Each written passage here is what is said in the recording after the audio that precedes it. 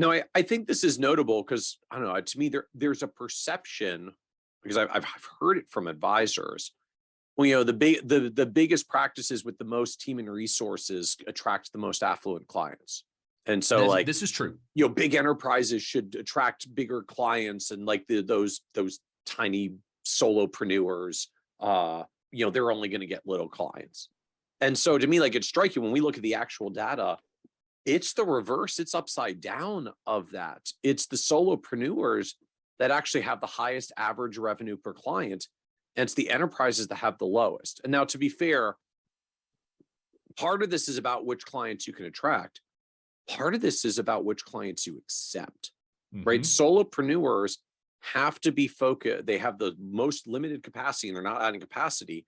So the only way you grow as a solopreneur is you have to focus on getting very, very high quality clients because there's only a couple of seats on that bus. And to me, like that's exactly what we're seeing here. When you're an enterprise and you're focused on scaling up and you want to achieve certain fast growth targets in order to scale up over that time horizon, you can't wait for the best fit clients. You got to pretty much take anybody that's reasonably close in the neighborhood.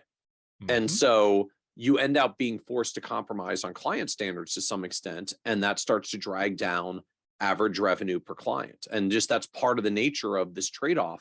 Solopreneurs can just focus on my subset of really high quality clients that pay a great fee to work with me.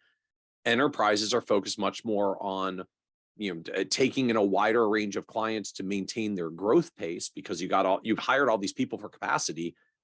You're staffed twice as many people as the solopreneur for the same amount of revenue.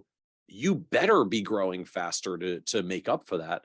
But in order to do that, you may not be able to get the strongest clients. You got to start compromising client standards and taking anybody in that you can, or not anybody, but having looser standards than solopreneurs that manage their capacity more delicately.